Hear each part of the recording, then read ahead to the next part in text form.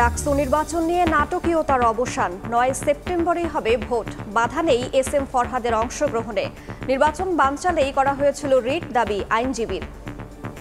কোনটা ঠিক কোনটা বেঠিক এই প্রশ্নে রিট পিটিশন চলে না। ডাকসু নির্বাচন অনুষ্ঠান করার ক্ষেত্রে সুপ্রিম কোর্টের আদেশ অনুযায়ী আর কোনো আইনি বাধা আমাদের সামনে নাই।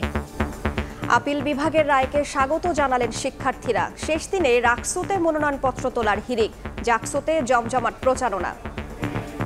রায়ের পর যে সংখ্যাটা কাটছে সেটা নিয়ে আমরা এখন খুবই নিশ্চিন্তে আছি। অবশ্যই ভোট দিতে চাই, একটা মানুষের নির্বাচন করতে চাই। আমরা ভোট দিতে পারতেছি এবং নির্বাচনও করতে পারতেছি। ক্যাম্পাসের উন্নয়ন চাই, শিক্ষার্থীদের উন্নয়ন চাই, এমন প্রার্থী যেন নির্বাচিত হয়। শেখ হাসিনার দোসর হিসেবে সক্রিয় জাতীয় পার্টি অভিযোগ দুদুর। নির্বাচন বানচালে ষড়যন্ত্রের দাবি বিএনপি নেতাদের। জুলাই আন্দোলনের কৃতিত্ব নিয়ে লড়াই বন্ধের আহ্বান।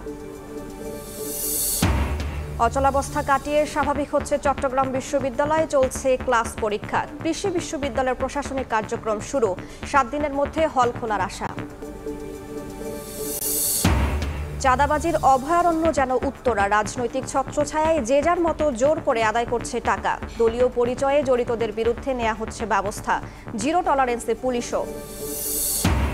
রোদের দাপটে পুড়ছে ঢাকা। ভ্যাপসা গরমে বিপর্যস্ত প্রাণ প্রকৃতি। 4 দশক ধরে জলাবদ্ধতার সঙ্গে লড়ছেন যশোরের ভবদহের লাখ লাখ মানুষ।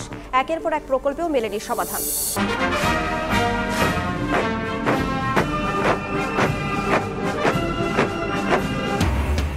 এক মঞ্চে শি, পুতিন, কিম। বেইজিংয়ে বর্ণাঢ্য কুচকাওয়াজে চীনের সামরিক শক্তি প্রদর্শন।